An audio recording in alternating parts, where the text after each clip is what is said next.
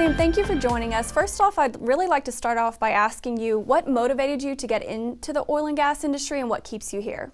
Well, first of all, thank you very much for having me here today. It's an honor and a privilege. It's amazing. I think when I was growing up, I realized I was just wired as an engineer. The first question I ask is, how does it work? And the second question is, how can I make it better? And so through my growth as a child, I realized Colorado School of Mines was a great place for me to go and explore science and engineering. Started out as a mechanical engineer, but very soon pivoted over to petroleum engineer. Okay. And while it was extremely hard work and a big commitment, it was the best decision I'd ever made. What keeps me here is the fact that I still think this is an incredible industry. We rival the medical and aeronautical fields in terms of application of technology, development of new technology, and the amount of capital that we deploy to build our business. I think we're going through a wonderful transition right now, but I would never leave this industry. I think it's a fascinating place to work.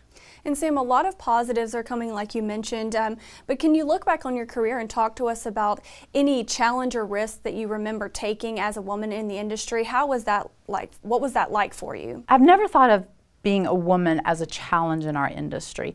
Yes, there have been difficult times and there have been challenging situations. Mm-hmm. I never allowed that to be a, if you will, a differentiator for how I approach the world. I remember a few times early in my career, and this is nearly 30 years ago now, I would find myself in a situation with people, professionals, mm-hmm. typically men, who may or may not think that a woman was capable.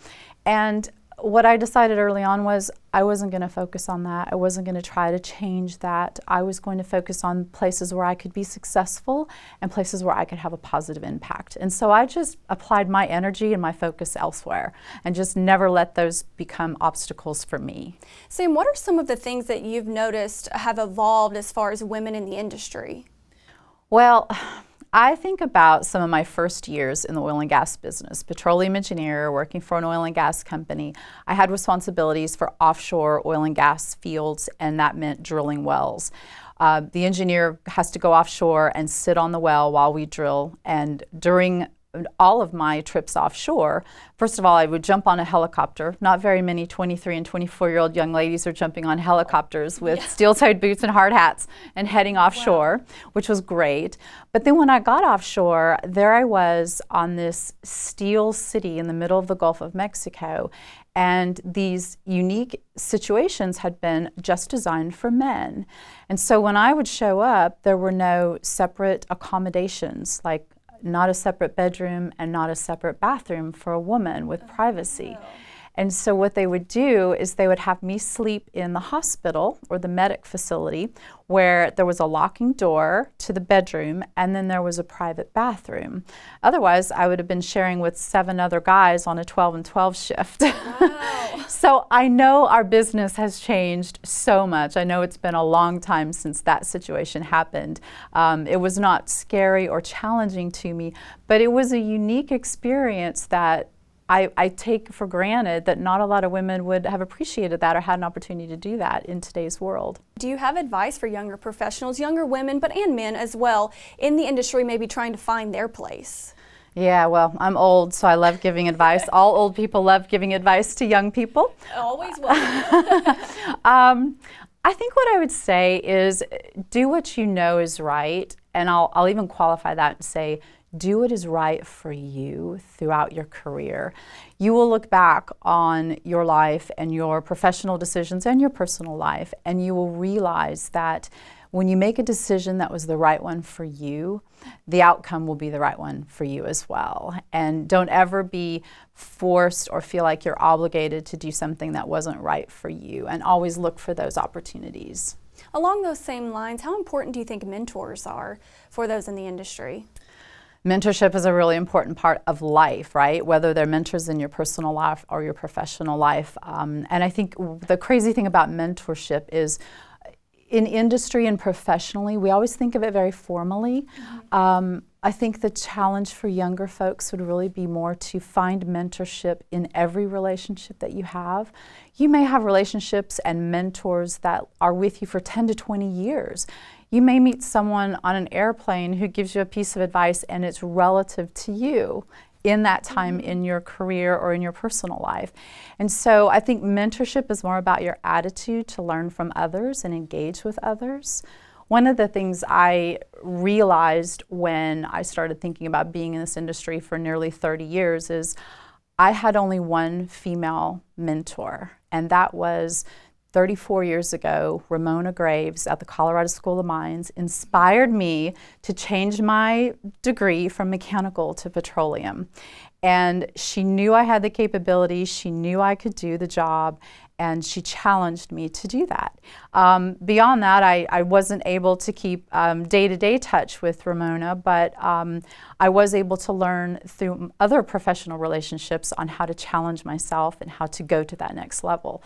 So I don't think mentorships have to be formal. I think they can be very informal. Very unique take on that. Good points, though, as well. What about, how did you feel, I guess, when you found out you were being chosen as one of the 25 influential women in energy? We know this is very deserved. Talk to us about that feeling and maybe about how important programs like this are in being able to highlight women such as yourself in such an important industry. Yeah, well, first of all, I was surprised, honored, and humbled to be recognized with this group of incredibly impressive women who are not only achieving things today, but have great ambitions and great accomplishments ahead of them as well. So honored and privileged. I know that this industry needs continued recognition of the different perspectives that women bring to the table. You see us providing different ways of thinking, different ways of communicating, and part of what I believe is our strength as females is that not that we can do the same thing, not the what, but the how. I believe we bring a different how to every situation, whether it's a softer touch, whether it's a different perspective, whether it's a take a deep breath first. I just think we are able to provide a different perspective.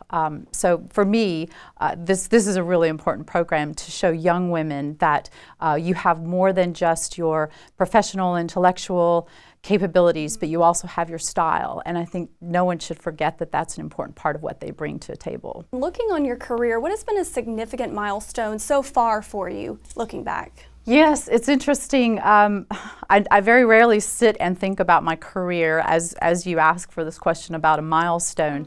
But when I realized what has become my passion, what has become the thing that I'm most focused on in all of my business relationships, it's my ability to marry or to bring together two different industry voices, the voice of the technical and the operating teams and the voice of the investors or the commercial-minded teams. And so I tried to figure out, well, how did I get here? And what I realized is that many years ago, I was a super junior engineer. I was sitting in this huge hotel conference room at a bank meeting. I was the engineer for the company that was going public. We were trying to raise about $800 million.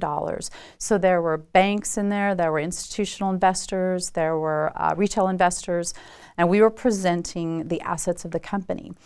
The CEO of the company was on stage and had been on stage for 2.5 hours, and he was not able to answer the questions that were coming from the audience. And he looked down into the audience and pointed to me and said, "Sam, you need to get up here and answer these questions because you know these assets better than I do."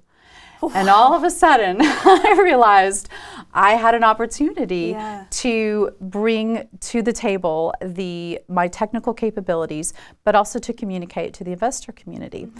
At that time, it wasn't a, if you will, monumental moment. It was a wow moment. But when I look back now and think about how did I get to where I am, how did I become passionate about what I deliver professionally, it became very obvious. It was that one day in a hotel conference room at a bank meeting when the CEO said, "She knows these assets better than I do. She can help you understand." Amazing. That's a great story. Thank you for sharing that with us, and congratulations on this well-deserved honor, Sam. Thank you very much. You're very welcome. And for Heart Energy, I'm Jessica Morales.